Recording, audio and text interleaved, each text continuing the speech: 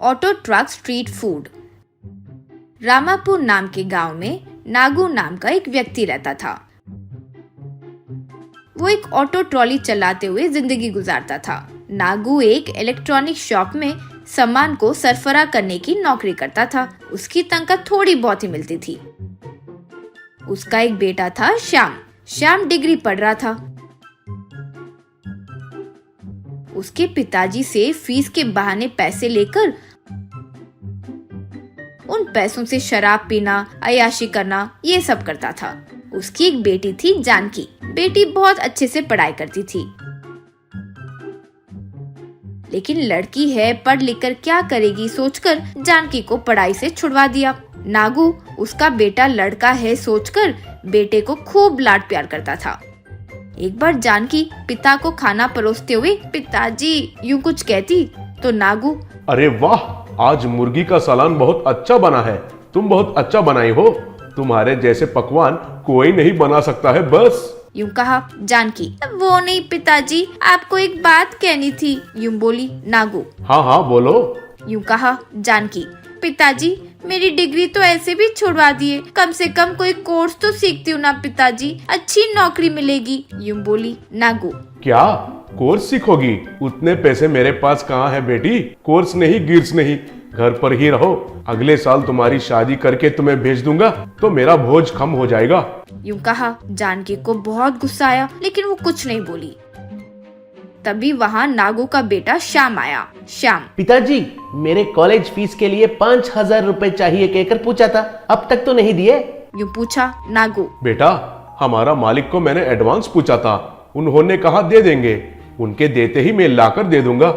यूं कहा। वो सुनकर जानकी, पिताजी इसे पैसे क्यों दे रहे हो? वो पढ़ाई गवर्नमेंट कॉलेज में करता है, फीस भर चुके हैं ना, भूल गए क्या? यूं कुछ कह रही थी कि श्याम, देखो बहन, ज्यादा होशियारी मत दिखाओ, मैं अपनी ट्यूशन फीस पूछ रहा हूँ। यूं कहा नागू। अरे जानकी, तुम्हें उसके फीस से क्या लेना देना है? यूं कहा। जानकी चुप रह गई।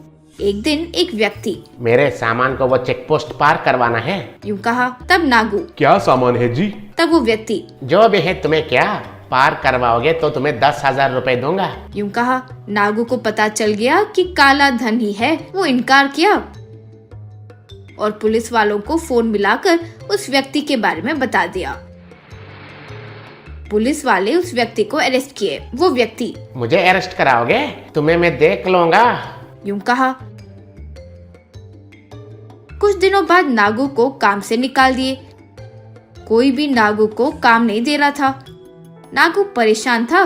तब जानकी आकर, क्या हुआ पिताजी, परेशान हो? यूं पूछी। नागू, क्या करूं बेटी, जो एक नौकरी थी वो भी चला गया। अब घर कैसे चलाऊं? अब कोई भी मेरे ऑटो के लिए काम नहीं दे रहे हैं। क्या हुआ समझ में नहीं आ रहा है।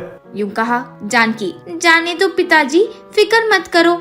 माँ मेरे लिए कुछ सोना छोड़कर गई है ना, उससे हम एक नया व्यापार शुरू करते हैं। आपके ऑटो ट्रॉली को फूड ट्रक के रूप में बदल देते हैं। मैं वैसे भी खाना अच्छा बनाती हूँ ना, कम दाम पर ही स्वादिष्ट खाना देंगे तो लोग हमें जरूर आदर करेंगे, यूं बोली नागू। बेटी, उनसे तो मैं तुम्हारी शादी कराने की सोच रहा था। यूं कहा। तब जानकी, पिताजी अब मेरी शादी से ज्यादा हम जिंदगी जी सके वो जरूरी है, यूं बोली। फिर जानकी अपने पिताजी के ऑटो ट्रॉली को एक फूड ट्रक में बदल दी।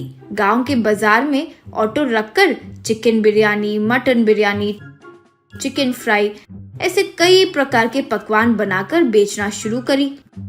कुछ दिनों में ही उनका व्यापार बहुत अच्छा चलने लगा। नागू अपने बेटी के वजह से वो बेहतर हो पाए ये सोचकर बहुत खुश हुआ।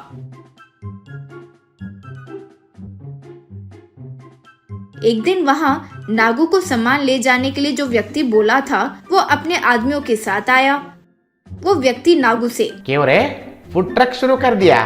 तुम्हारा नौकरी छीन लूंगा तो भीख मांगेगा सोचा था, लेकिन तुम तो अच्छे से जी रहे हो। अब ये तुम्हारा फूड ट्रक को भी नाश कर देता हूँ, देखो। यूं कहा। नागू को पता चल गया कि वो राउडी ही उसकी नौकरी छीन लिया। दूसरी नौकरी नहीं मिलने का जिम्मेदार भी वो राउडी ही था। वो राउडी उस ट्रक पर हाथ डालने वाला था, तभी जानकी उसे और उसके आदमी को खूब मारी।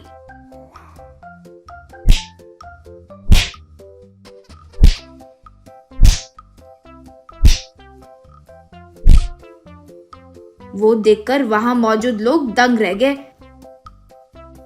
जानकी, पिताजी मैं 4 साल कराटे ट्रेनिंग के लिए भी गई थी, यूं बोली। वो राउडी भाग निकले। फिर नागू में बहुत बदलाव आ गया। फिर अपने बेटे को भी रास्ते पर ले आया। फिर वे अच्छे पैसे कमाकर एक अच्छा घर खरीद लिए।